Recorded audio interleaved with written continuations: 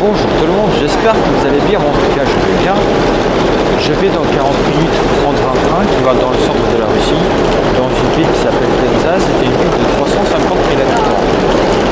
J'y vais justement pour vous faire un petit reportage, pour vous montrer ce qu'il en est, de quoi ça parle, qu'est-ce que c'est comme ville, et vous allez voir, ça va vous plaire. Je ferai aussi prochainement un voyage dans le sud de la Russie, dans le Caucase. Également, je vous ferai une vidéo là-dessus. Ça va être très intéressant parce qu'il y aura les montagnes que nous verrons et nous verrons les coutumes locales. C'est différent de Moscou, du centre de la Russie. Et bien, là, je vais prendre un train avec 2 étages. Donc, ça sera des compartiments avec couchette. Donc, nous avons le droit à un drap. En fait, nous avons le droit à tous les draps propres. Dans le train, nous avons des draps qui sont déjà fournis en fait. On les lave avant chaque trajet. Donc ça, c'est la société RGD qui le fait. RGD, c'est l'équivalent de SNCF en France, pour que vous puissiez savoir. Et la société RGD, elle a comme 1 million d'employés. Ça fait énormément de personnes. Et donc du coup les services ferroviaires en Russie fonctionnent très bien. Et donc moi mon trajet va durer un peu plus de 10 heures. 10 heures et 49 minutes, je crois de mémoire. J'y passerai toute la nuit et j'y serai le lendemain, demain en fait, à 7 heures du matin à Penza. Et bien là il faut savoir qu'il fait quand même -2 en Russie, enfin à Moscou déjà. Là demain matin, normalement il va neiger à Penza, donc j'ai déjà tout prévu, les gants, le bonnet comme vous pouvez le voir, un bon manteau bien chaud. J'ai même, pour cet hiver, j'ai même acheté des pantalons qui sont chauds, qui tiennent chaud en fait, qui tiennent vraiment chaud. Donc c'est des pantalons spéciaux. Et vous verrez que c'est, je vous montrerai peut-être dans l'une de mes prochaines vidéos comment les Russes s'habillent pour l'hiver. Et n'y croyez pas que nous sortons en t-shirt l'hiver, ça c'est pas vrai. Hein. ça c'est quelque chose qui est très répandu dans le monde, mais non. Quand il fait -10, -15, -20 et surtout -30 et voire encore moins, je peux vous dire que le t-shirt, vous le verrez pas sur un Russe. À moins que c'est un Russe qui tient bien froid, mais vraiment bien froid, qui nage l'hiver. Mais bon, ça c'est rare.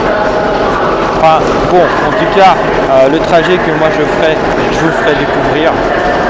Je vous ferai des vidéos, ça va vous plaire. Et surtout, n'oubliez pas que si vous allez dans la province, ça veut dire que si vous quittez Moscou ou bien Saint-Pétersbourg, eh bien il vous faudra garder du liquide sur vous, avoir de l'argent sur vous, parce que souvent dans les transports, vous n'avez pas la possibilité de payer avec votre carte. Il y a des transports comme ça. Alors dans les villes, vous pouvez bien évidemment le payer, mais si vous habitez en dehors des grandes villes, eh bien pour emprunter les navettes, comme moi je les appelle, ce sont des petits bus, mais vraiment petits bus, eh bien très souvent dans ces navettes, il faut payer avec du liquide. Donc avoir des billets sur vous forcément. En tout cas, c'est mon expérience à moi. Je sais que par exemple, quand je suis à Moscou, dans la région de Moscou, je m'en sers jamais. J'ai jamais de liquide sur moi. C'est que par carte. Je fais que des paiements par carte. Dans les grandes villes, c'est pareil. Mais si vous sortez, il faut avoir du liquide. Eh bien, là, je vais quand même y aller parce que mon train part dans un peu plus de 25 minutes. Il faut que je me dépêche quand même pour ne pas le rater et surtout vous faire découvrir cette expérience, et je vais la partager avec vous. Eh bien, à plus tard. Eh bien, il y a quand même assez de monde parce que le train à gauche, il va à Penza et celui de droite, il vient d'arriver à Moscou. Donc là, il y a beaucoup de personnes qui accompagnent leurs proches qui, eux, vont aller à Penza. Comme vous pouvez le voir, il y en a beaucoup qui sont avec des valises, des bagages. Et là, ils attendent, juste, ils se disent adieu, enfin au revoir en tout cas. J'espère pas adieu quand même, mais en tout cas, ils se disent au revoir avant de faire ce chemin, parce qu'ils ne se reverront pas pendant quelques temps. Donc ici, vous voyez, comme en fait, c'est une gare encore de l'époque soviétique, donc avec des très grands murs, avec les poutres très épaisses, et avec les heures à plusieurs endroits endroit, vous avez l'heure. Vous faites à chaque quai. Et des quais ici, il y en a des rangées de quais, donc il y en a énormément. L'heure, vous l'avez sur chaque quai. Là, vous voyez un peu plus loin le contrôleur qui est en train de vérifier, juste à l'entrée, il est en train de vérifier les papiers. Vous voyez, il utilise une petite lampe pour bien voir les papiers. Donc voilà, ils font la queue les personnes. Et là, les personnes sont en train de s'installer dans les wagons.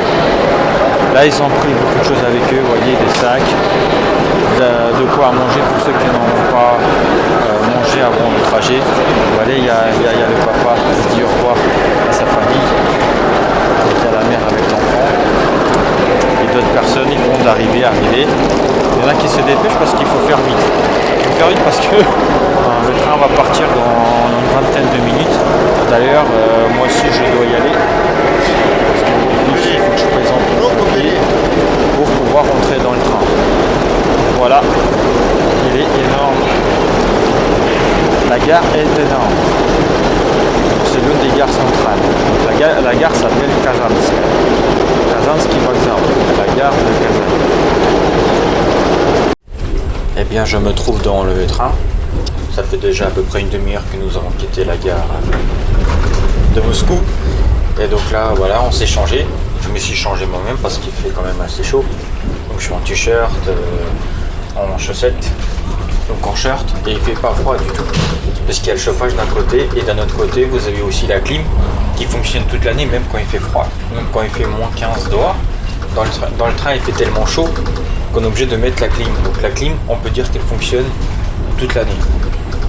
Et ce qui est bien, c'est que vous avez justement un bistrot. En fait, c'est un wagon qui est relié à d'autres wagons. Et vous pouvez aussi commander. Vous pouvez directement aller à manger, aller dans le wagon, dans le bistrot, et vous pouvez commander à manger. Vous mangez soit sur place, soit on peut vous apporter. Vous avez une personne qui s'occupe de chaque wagon, un responsable de wagon, on les appelle comme ça. Et donc ce responsable, il est responsable du wagon, du coup il peut vous amener à manger si vous commandez. En fait on vous donne un menu, et voilà, vous dites je veux tel menu, et il vous l'amène au bout d'un certain temps, une fois que c'est prêt. Alors il faut savoir que le train que moi je prends, c'est un train à 2 étages.